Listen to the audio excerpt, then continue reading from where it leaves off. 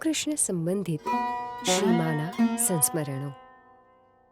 હે રામકૃષ્ણ મધુરમ તવ સચ્ચરિતમ ત્વત્પુણ્યનામ મધુરમ મધુરમ ત્વદ અંગમ સંભાષણમ ચ મધુરમ મધુરમ ચ ગાનમ તત્ કિમનું યન્ન મધુરમ ભવતી ત્વદીયમ.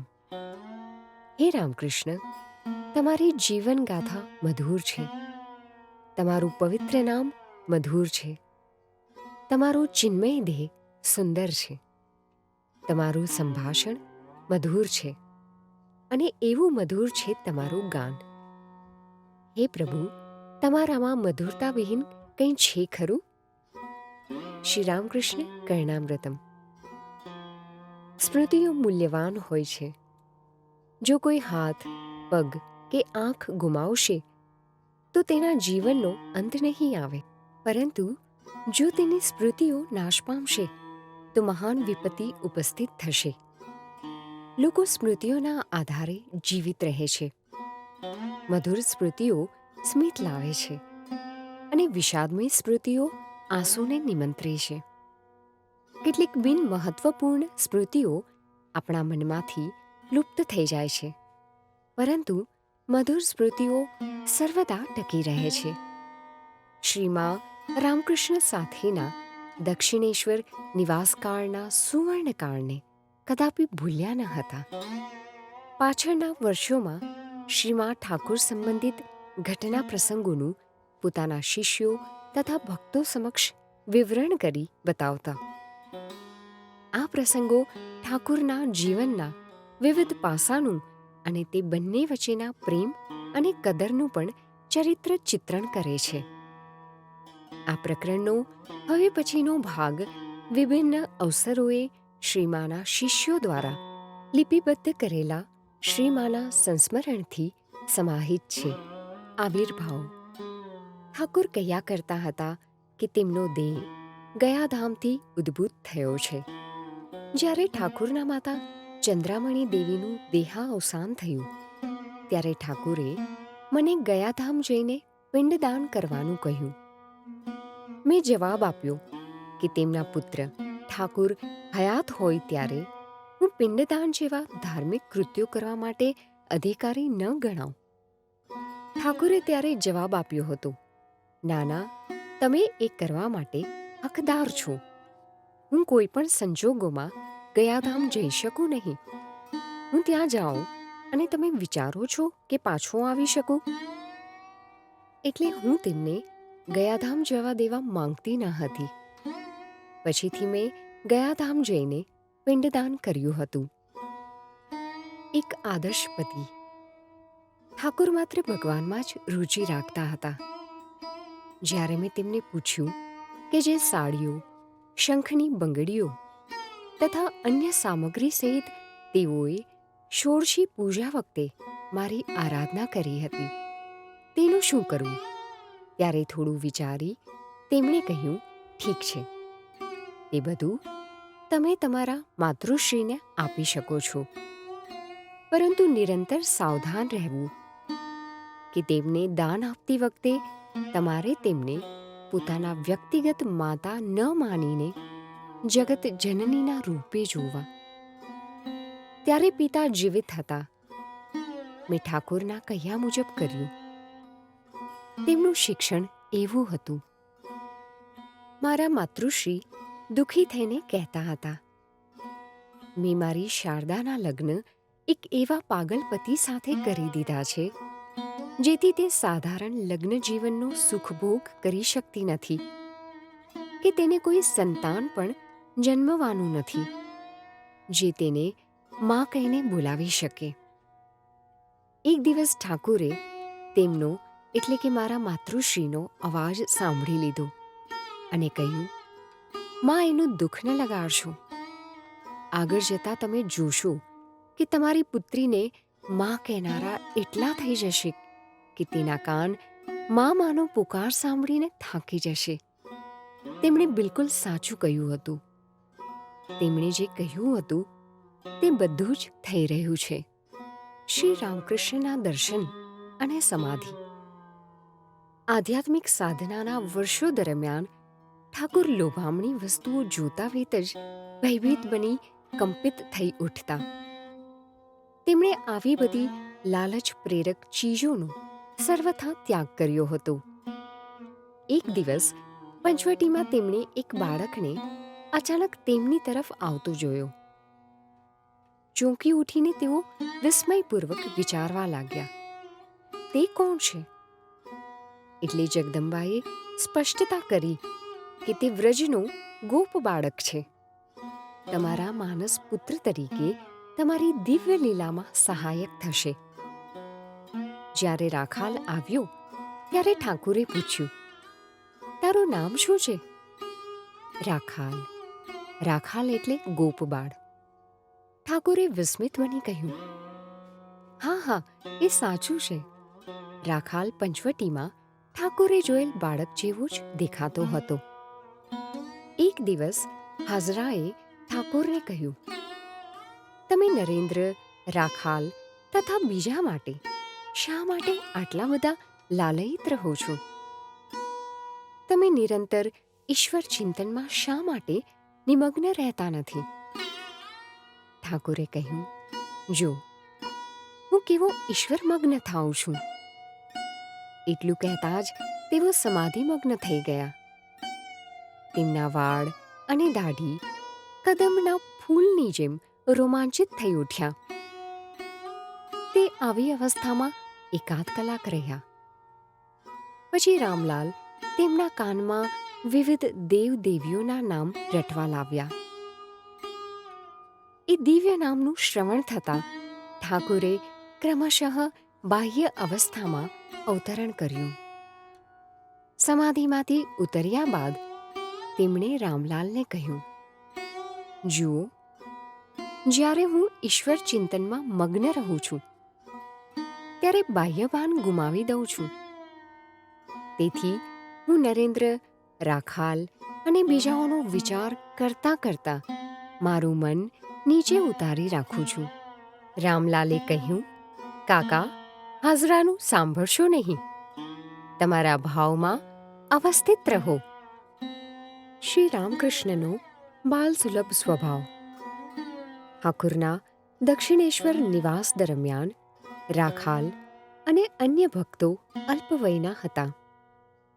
એક દિવસ રાખાલ ઠાકુર પાસે આવ્યા અને કહ્યું કે મને ખૂબ ભૂખ લાગી છે. ઠાકુર ગંગા તટે ગયા અને બૂમ પાડીને કહેવા લાગ્યા, ઓ ગોરદાસી, અહીં આવો, મારો રાખાલ ભૂખ્યો છે. તે વખતે દક્ષિણેશ્વરમાં અલ્પાહારની કોઈ દુકાન ન હતી. થોડી વારમાં ગંગામાં એક નાવ આવતી દેખાઈ. મંદિર ઘાટે જ હોડીએ લંગર નાખ્યું. બલરામ બસુ, ગોરદાસી અને બીજા કેટલાક ભક્તો હાથમાં રસગુલ્લા લઈને હોડીમાંથી ઉતર્યા. ઠાકુર અતિશય પ્રસન્ન હતા અને એમણે રાખાલને મોટેથી બૂમ પાડી અને કહ્યું, અહીં આવ, આ લોકો મીઠાઈ લાવ્યા છે. તું કહેતો હતો ને કે ભૂખ લાગી છે. રાખાલ ગુસ્સે ભરાઈને બોલ્યો, તમે મારી ભૂખનો આટલો બધો પ્રચાર શા માટે કરી રહ્યા છો? ઠાકુરે કહ્યું, એમાં શું વાંધો છે? તને ભૂખ તો લાગી જ છે. તારે કંઈ ખાવું છે એ જણાવ્યું એમાં ખોટું શું છે? ઠાકુરનો સ્વભાવ બાલસુલભ હતો. રાખાલના માતા પિતા. રાખાલના પિતાને રાજી કરવા ઠાકુરે કહ્યું, સારા સફરજનના વૃક્ષને સારા સફરજન જ થાય છે. રાખાલના પિતા જ્યારે દક્ષિણેશ્વર આવતા હતા ત્યારે ઠાકુર તેમને સાવધાનીપૂર્વક સ્વાદિષ્ટ ચીજો ખવડાવતા હતા. ઠાકુરને ડર હતો કે ક્યાંક તેઓ રાખાલને લઈને ચાલ્યા ન જાય. રાખાલને સાવખી માતા હતી. જ્યારે તે દક્ષિણેશ્વર આવતી હતી ત્યારે ઠાકુર રાખાલને કહેતા, તેમને અહીંનું બધું દેખાડ. તેમનું સુપેરે ધ્યાન રાખ કે જેથી તે એવું વિચારે કે તેમનો પુત્ર તેમને ખૂબ જ પ્રેમ કરે છે. લાલ પુષ્પ. દક્ષિણેશ્વરમાં એકવાર આશા નામની એક છોકરી અત્યાધિક કાળા પાંદડાવાળી જાળીમાંથી એક સુંદર લાલ ફૂલ તોડીને લાવી. પુષ્પને હાથમાં પકડી રાખીને રડતા રડતા બોલી, આ શું છે? આટલા સુંદર લાલ પુષ્પવાળા છોડના આટલા કાળા પાંદડા શા માટે? હે ભગવાન, તમારી સૃષ્ટિ કેટલી આશ્ચર્યજનક છે. તેના આંસુ જોઈને ઠાકોરે પૂછ્યું, શું વાત છે? તું કેમ રડે છે? તે કારણ બતાવવા અસમર્થ હતી અને રડતી રહી. ઠાકુરના સાંત્વનામય વચનો સાંભળીને તેનું રડવાનું બંધ થયું. પ્રશંસા. દક્ષિણેશ્વરમાં રહેતી વખતે મેં એકવાર કેટલાક ચમેલી અને લાલ ફૂલો રંગનથી 7 શેરોવાળી એક મોટી પુષ્પમાળા બનાવી. મેં પથ્થરના વાટકામાં પાણી ભરીને માળાને તેમાં ડુબાડી રાખી. એટલે કળીઓ તરત જ ખીલી ઉઠી. એટલે મેં તે માળા કાલી મંદિરમાં જગદંબાની મૂર્તિને શણગારવા માટે મોકલી દીધી. કાલીમાના દેહ પરના બધા આભૂષણો ઉતારીને તે માળાથી શ્રીમાને શણગારવામાં આવ્યા. ઠાકુર મંદિરમાં આવ્યા.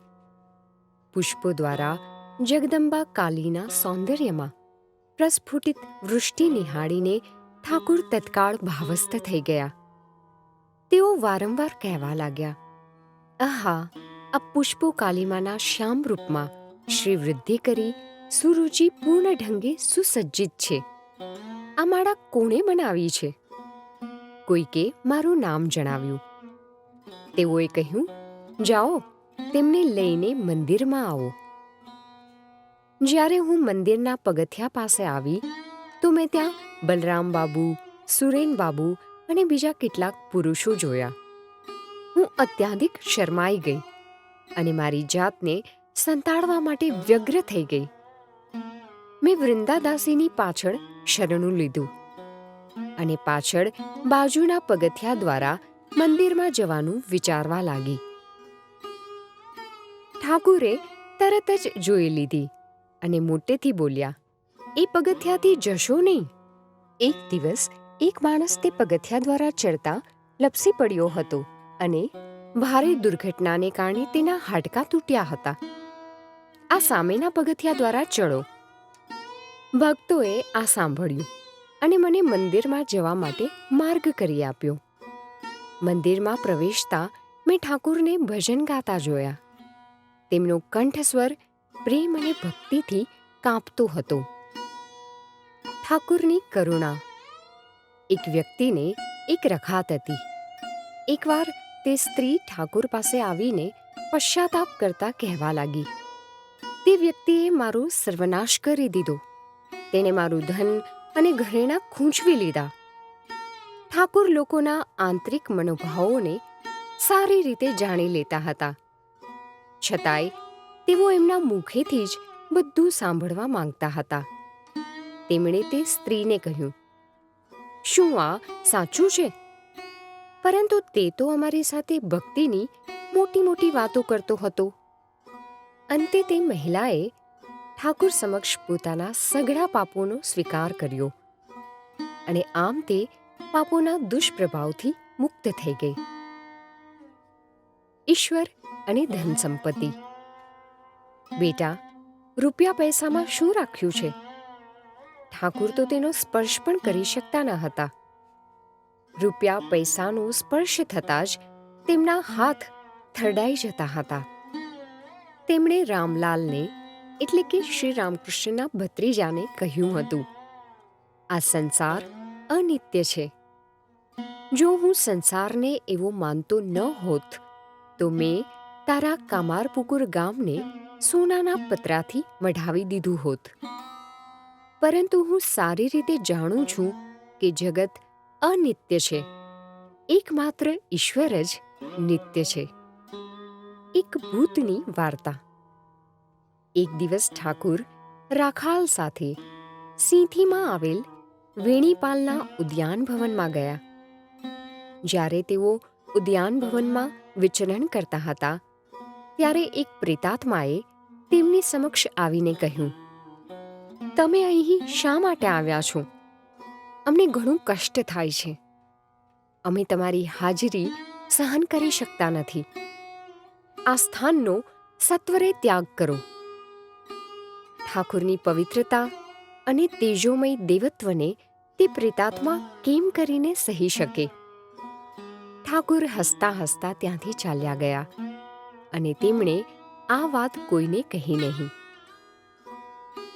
રાત્રિ ભોજન પછી તરત જ ઠાકુરે કોઈકને ઘોડાગાડી લઈ આવવા કહ્યું.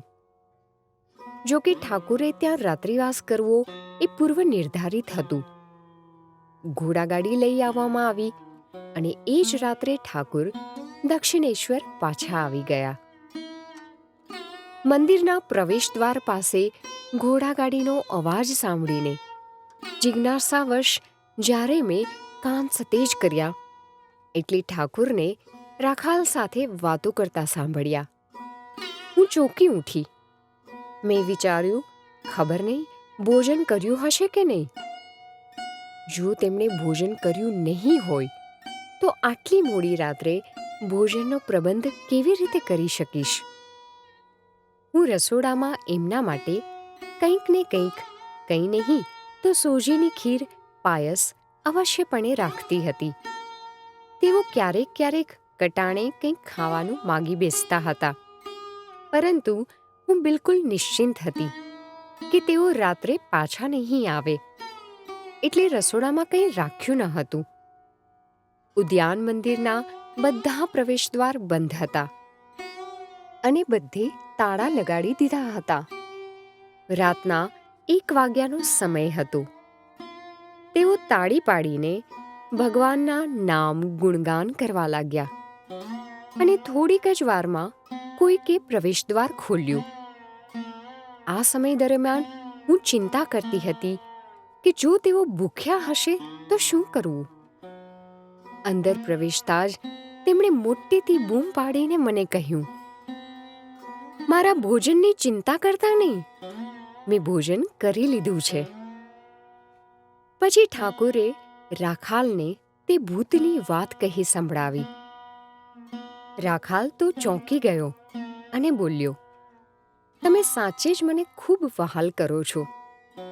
તમે તે વખતે મને એ વાત ન કરીને સાચે જ બુદ્ધિમાની વાપરી છે, નહીતર ભયને કારણે મારા દાંત કચકચી ઉઠ્યા હોત. અત્યારે પણ મને ડર લાગે છે. શ્રી રામકૃષ્ણનું ચિત્ર.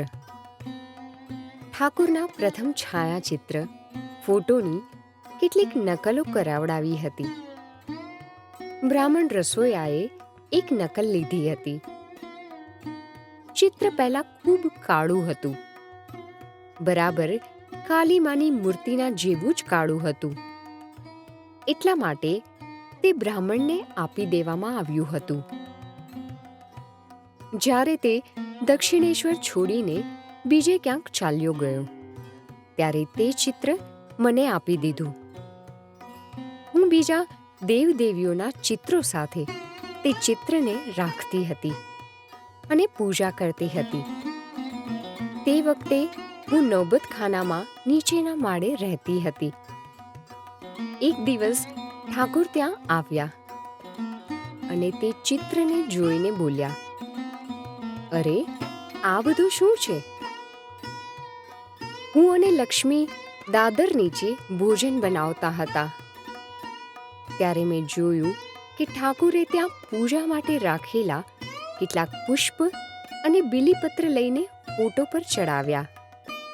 તેમણે એ ચિત્રની પૂજા કરી. આ એ જ ચિત્ર છે. તે બ્રાહ્મણ ક્યારેય પાછો આવ્યો નહીં, એટલા માટે તે ચિત્ર મારી પાસે જ રહ્યું. ઠાકુર કેવા દેખાતા હતા? ઠાકુરનો દેહ વર્ણ સોનાના રંગ જેવો હતો, જેમ કે હરિતાલ એક પીળી ધાતુ હોય છે. તેમનો દેહનો વર્ણ સોનાના માદડિયાના રંગને મળતો આવતો હતો. તે માદડિયું તેઓ પોતાના બાહુ પર પહેરતા હતા. જ્યારે હું તેમના દેહને તેલ માલિશ કરતી હતી ત્યારે તેમના સમગ્ર દેહમાંથી નીકળતી આભાને સ્પષ્ટપણે જોતી હતી. જ્યારે તેઓ ધીરે ધીરે સમતોલ ગતિથી ગંગા સ્નાન કરવા જતા હતા, ત્યારે લોકો તેમને જોઈને આશ્ચર્યચકિત થઈ જતા હતા.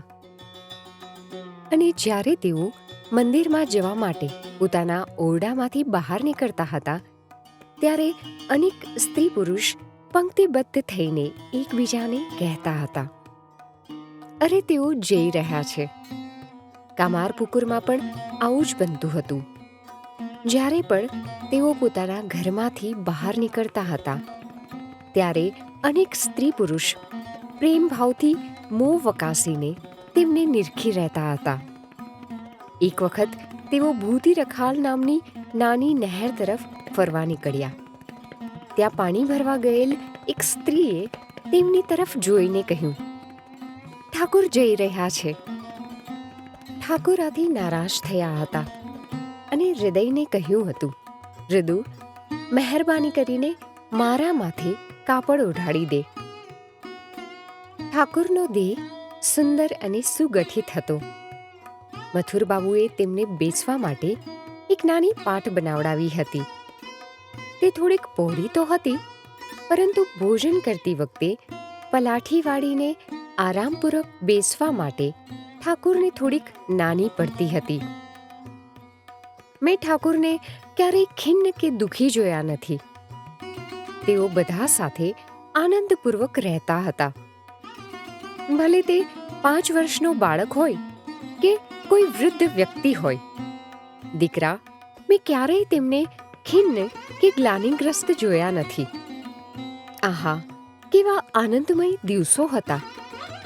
શ્રી રામકૃષ્ણ દેવનો ત્યાગ. એકવાર ઠાકુરના પગાર બાબતે હિસાબમાં ભૂલ થઈ. મેં વ્યવસ્થાપકને આ અંગે વાત કરવા માટે તેમને કહ્યું, પરંતુ તેમણે કહ્યું, કેવી શરમજનક વાત છે. શું હું હિસાબ કિતાબની ચિંતા કરું? એકવાર તેમણે મને કહ્યું, જેવો ઈશ્વરનું નામ લે છે તે ક્યારેય દુઃખ ભોગવતો નથી. તમારે આ અંગે કહેવાની કોઈ જરૂર છે જ નહીં. આ તેમના વચન છે. ત્યાગ તેમનું આભૂષણ હતો. તમે ઠાકુરના શરણાગત થશો એટલે બધું જ પ્રાપ્ત કરી લેશો. માત્ર ત્યાગ જ તેમનો વૈભવ હતો. આપણે એમનું નામ જપીએ છીએ અને ખાઈ પીને આનંદિત રહીએ છીએ, કેમ કે ઠાકુરે સર્વસ્વનો ત્યાગ કર્યો છે. લોકો વિચારે છે કે ઠાકુરના ભક્ત પણ અવશ્ય મહાન જ હશે, કેમ કે તેઓ આટલા બધા પૂર્ણ ત્યાગી માનવ હતા. આહા, શું કહું! એક દિવસ તેઓ નોબતખાનામાં આવ્યા. તેમના બટવામાં મસાલો ન હતો. તેઓ ક્યારેક મસાલો ખાતા હતા. મેં થોડોક મસાલો ખાવા આપ્યો અને થોડોક કાગળનું પડીકું બનાવીને તેમના ઓરડામાં લઈ જવા માટે આપ્યો. પછી તેઓ ચાલ્યા ગયા. પરંતુ પોતાના ઓરડામાં ગયા વિના તેઓ સીધા ગંગાના કિનારા પર ગયા. તેમને માર્ગ સૂઝતો ન હતો અને ન તો તેમને માર્ગનો ખ્યાલ રહ્યો હતો. તેઓ એવું બોલતા જતા હતા, માં, શું હું ડૂબી જઈશ? હું ચિંતાતુર બની વ્યાકુળ થઈ ગઈ. નદી 2 કાંઠે ભરપૂર હતી. ત્યારે હું યુવતી હતી અને મારા ઓરડાની બહાર જતી ન હતી. વળી આજુબાજુ કોઈ દેખાતું ન હતું. હું તેમની પાસે કોને મોકલું? એટલામાં મેં કાલી મંદિરના એક બ્રાહ્મણને એના ઓરડામાં જતા જોયા. એના મારફત મેં હૃદયને બોલાવડાવ્યો. હૃદય ત્યારે ભોજન કરી રહ્યો હતો. હૃદય ખાવાનું છોડીને દોડ્યો અને ઠાકુરને પકડીને તેમના ઓરડામાં પાછો લઈ આવ્યો. જો થોડો સમય વીતી જાત તો તેઓ ગંગામાં ડૂબી જાત. મેં તેમના હાથમાં થોડોક મસાલો આપ્યો હતો. તેથી તેઓ માર્ગ જોઈ શકવામાં અસમર્થ થયા હતા. સાધુએ પોતાની પાસે કંઈ જ ન રાખવું જોઈએ. તેમનો ત્યાગ 100% હતો. એકવાર એક વૈષ્ણવ સંન્યાસી પંચવટીમાં આવ્યો. શરૂમાં તો તેણે ખૂબ ત્યાગ બતાવ્યો, પરંતુ અફસોસ થાય છે કે અંતમાં તે ઉંદરની જેમ દાળ, ચોખા, અનાજ, લોટ, પ્યાલા, વાસણ વગેરે જુદી જુદી ચીજ વસ્તુઓ લાવીને ભેગી કરવા લાગ્યો. ઠાકુરે આ જોઈ લીધું અને એક દિવસ કહ્યું, બિચારો હવે તે પોતાનો સર્વનાશ વહોરશે. તે માયાના ફંદામાં ફસાવાનો જ હતો. ઠાકુરે તેને દ્રઢતાપૂર્વક ત્યાગનો બોધ આપ્યો અને પંચવટીમાંથી ચાલ્યા જવાનું કહ્યું. પછી તે ચાલ્યો ગયો. ભક્તો પ્રત્યેનો ઠાકુરનો પ્રેમ. એકવાર બલરામના પત્ની બીમાર હતા. ઠાકુરે મને કહ્યું, કોલકાતા જઈને તેમની ખબર કાઢી આવો. મેં કહ્યું, હું કેવી રીતે જાઉં? અહીં કોઈ ગાડી કે જવા માટે બીજું સાધન દેખાતું નથી. ઠાકુરે ઉત્તેજિત સ્વરે જવાબ આપ્યો, શું બલરામનો પરિવાર આટલા દુઃખમાં છે અને તમે ત્યાં જવામાં સંકોચ અનુભવો છો? તમારે પગપાળા કોલકાતા જવું પડશે. પગપાળા જાઓ. અંતે એક પાલખી લાવવામાં આવી અને હું દક્ષિણેશ્વરથી ચાલી નીકળી. બલરામની પત્નીની બીમારી દરમિયાન હું 2 વખત તેમના ઘરે ગઈ હતી. એક બીજા પ્રસંગે હું શ્યામપુકુરથી રાત્રે પગપાળા ત્યાં ગઈ હતી. નાનો નરેન્દ્ર ઠાકુર પાસે આવતો હતો. તે દુબળો પાતળો અને શ્યામ વર્ણનો હતો અને તેના મોઢે બળિયાના નિશાન હતા. ઠાકુર તેને ખૂબ ચાહતા હતા. જ્યારે પલટુ અને મનિન્દ્ર ઠાકુરને મળવા માટે આવ્યા હતા ત્યારે તેઓ ઘણા જ નાના હતા. લગભગ 10 કે 11 વર્ષના હતા. એકવાર કાશીપુર ઉદ્યાનમાં હોળીના તહેવારમાં બધા લોકો અબીલ ગુલાલ રમવા માટે બહાર ગયા હતા, પરંતુ તે બંને ગયા નહીં. તે બંને વારાફરતી ઠાકુરને પંખો નાખતા. તેઓ એટલા નાના હતા કે બરાબર પંખો નાખી શકતા ન હતા. તે બંનેએ ઠાકુરની ચરણ સેવા પણ કરી હતી. ઠાકુરને ઉધરસ આવતી હતી, એટલા માટે તેમને સતત પંખો નાખવાનું આવશ્યક હતું. ઠાકુર તેમને બંનેને કહેતા રહેતા, હવે જાઓ, નીચે જઈને અબીલ ગુલાલ રમો. બધા લોકો ગયા છે. પરંતુ પલટુએ કહ્યું, ના મહારાજ, અમે નહીં જઈએ. અમે અહીં જ રહીશું. અમે તમને મૂકીને કેવી રીતે જઈ શકીએ? તે બંનેએ જવાનો ઇનકાર કરી દીધો. ઠાકુર આંસુ રોકી શક્યા નહીં. તેઓએ કહ્યું, અરે, તેઓ મારા પ્રિય રામલાલા છે જે અહીંયા મારી દેખભાળ કરી રહ્યા છે. તે છે તો સાવ બાળકો, પરંતુ પોતાના આનંદ માટે પણ મને છોડતા નથી. ઠાકુરની પીડાનો અર્થ. પોતાના કંઠના વ્યાધિ વખતે ઠાકુરે આમળું ખાવાની ઈચ્છા વ્યક્ત કરી હતી. દુર્ગાચરણ નાગ 3 દિવસ સુધી ભૂખ અને ઊંઘનો ત્યાગ કરીને ઘણી શોધખોળ પછી કેટલાક આમળા ખરીદીને લાવ્યા. ત્યારે ઠાકુરે તેમને ભોજન કરવા માટે કહ્યું. દુર્ગાચરણ નાગના ભોજનમાંથી થોડોક ભાત ઠાકુરે પોતે પણ ગ્રહણ કર્યો, જેથી તે ભોજન પ્રસાદરૂપ બની જાય.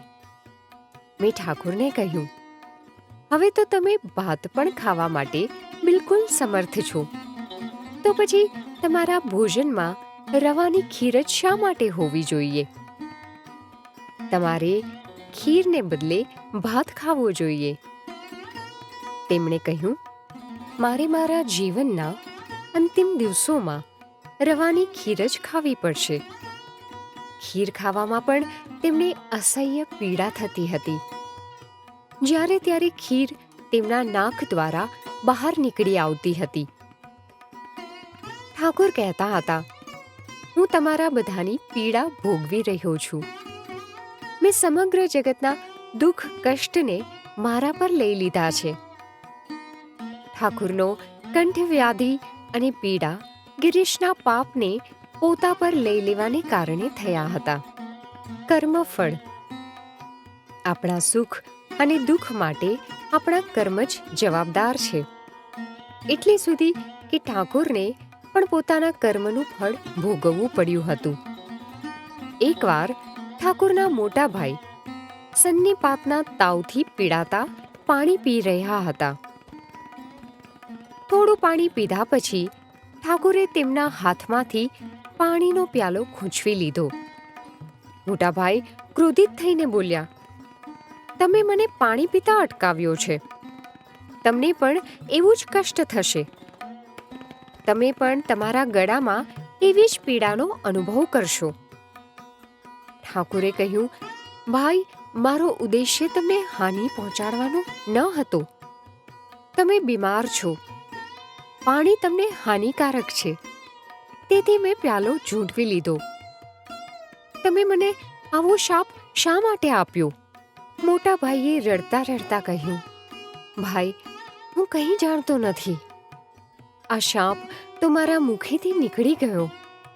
તે અવશ્યપણે સાચો ઠરશે. પોતાની બીમારી વખતે ઠાકોરે મને કહ્યું, આ શાપના કારણે જ મારા ગળામાં આ અલ્સરનો રોગ થયો છે. મેં જવાબમાં કહ્યું, જો તમારા જેવા પર આવું વીતતું હોય તો મનુષ્યનું જીવન કેમ કરીને શક્ય બનશે? ઠાકોરે કહ્યું, મારા ભાઈ સદાચારી હતા. તેમના વચન સત્ય જ ઠરવા જોઈએ. શું બધાની વાણી આ રીતે સત્ય ઠરી શકે છે? કર્મનું ફળ અટલ છે, પરંતુ ઈશ્વરના નામ જપથી તમે એની તીવ્રતાને ઘટાડી શકો છો. જો તમને હળની કોસ બરાબર ઘા પડવાનો હોય તો તે ઘટી જઈને સોયની ગોચ જેટલો થઈ શકે છે. જપ અને તપસ્યા દ્વારા કર્મફળ સારા એવા પ્રમાણમાં પ્રભાવહીન બનાવી શકાય છે. શરીર અને આત્મા, પતિ પત્ની કે શરીર વગેરે બધું નશ્વર છે. એ બધા માયાના બંધન છે. જ્યાં સુધી તમે આ બંધનોથી મુક્ત થતા નથી ત્યાં સુધી તમે ક્યારેય ભવસાગર પાર કરવા સમર્થ થતા નથી. આ દેહ પ્રત્યેની આસક્તિ અને દેહાત્મબોધ પણ દૂર થવા જરૂરી છે. મારા સંતાનો, આ શરીર શું છે? ચિતામાં બળી ગયા પછી આ શરીર 3 શેર ભસ્મ સિવાય બીજું કંઈ નથી. તો પછી આટલું અભિમાન શાને? આ શરીર ગમે તેટલું સબળ અને સુંદર ભલે ને હોય, અંતે તો તે 3 શેર રાખ જ છે. અને છતાંય લોકો એના પ્રત્યે આટલા આસક્ત રહે છે. પ્રભુનો કેવો તો મહિમા છે! ઠાકુર કહ્યા કરતા, કસ્તુરી હરણની નાભીમાં રહેલી છે. એની સુગંધથી આકર્ષિત થઈને હરણ અહીં તહીં તેને શોધતું શોધતું દોડ્યા કરે છે. એ જ રીતે ઈશ્વર પણ મનુષ્યના દેહમાં જ રહેલ છે, પરંતુ તેને મનુષ્ય સમજી શકતો નથી. એટલા માટે મનુષ્ય સર્વત્ર પરમાનંદની શોધમાં દોડાદોડ કરે છે, પરંતુ તેને એ ખબર નથી કે આ પરમાનંદ તેના અંતરતમમાં જ છે. એકમાત્ર ઈશ્વર જ નિત્ય છે, બાકી બધુંય અનિત્ય છે. સાધના સાધના સાધના. શું કોઈને દરરોજ ઈશ્વરના દર્શન થાય છે? ઠાકુર કહ્યા કરતા હતા, શું માછલી પકડનાર માણસને પાણીમાં વાંસ ડૂબાડીને બેસતા વેત મોટી રોહુ માછલી હાથમાં લાગી જાય છે? બધુંય તૈયાર રાખીને તે પાણીમાં વાંસ ડૂબાડીને એકાગ્રતાપૂર્વક બેસી રહે છે. ત્યારે ક્યારેક કોઈ મોટી રોહુ માછલી ચારો ખાવા આવે છે, પરંતુ માછલી પકડનારને અનેક વખત નિરાશા જ સાંપડે છે. એટલા માટે અસફળતાના ડરથી સાધનામાં ઢીલ ન કરો. અધિકાધિક જપ કરો. મારા દીકરા, તું આટલો વ્યાકુળ શા માટે થાય છે? તારી પાસે જે છે તેને જ પકડી રાખીને સાધના કરીએ જા. હંમેશા યાદ રાખ, ભલે બીજું કોઈ પણ ન હોય, કંઈ નહીં તો મારે એક મા તો છે જ. શું તને ઠાકોરની વાણી યાદ છે? તેમણે કહ્યું છે કે તેઓ એમના શરણાગત બધા ભક્તોને દર્શન આપશે. તેમને ઓછામાં ઓછું મૃત્યુ સમયે તો દર્શન આપશે જ. તેઓ બધાને પોતાના તરફ ખેંચી લેશે. પ્રત્યેક યુગમાં હું આવું છું. ઠાકોરે કહ્યું હતું કે તેઓ 100 વર્ષ પછી પુનઃ અવતરિત થશે. તે દરમિયાન 100 વર્ષ સુધી તેઓ પોતાના પ્રિય ભક્તોના હૃદયમાં નિવાસ કરશે. દક્ષિણેશ્વરમાં આવેલ તેમના ઓરડાના અર્ધવૃત્તાકાર વરંડામાં ઊભા રહીને વાયવ્ય દિશા તરફ સંકેત કરીને ઠાકોરે આવું કહ્યું હતું. મેં તેમને કહ્યું હતું કે હું પુનઃ તમારી સાથે નહીં આવું. લક્ષ્મીએ પણ કહ્યું હતું કે તમાકુના પાંદડાના ટુકડે ટુકડા કરાય તો પણ હું ફરીથી આવીશ નહીં. ઠાકોરે હસતા હસતા કહ્યું, તમે આવવામાંથી કેવી રીતે બચવાના છો? આપણા મૂળિયા કલમી છોડની જેમ સહબદ્ધ છે. એક બાજુ ખેંચવા જતા આખું ઝાડું ખેંચાઈ જશે.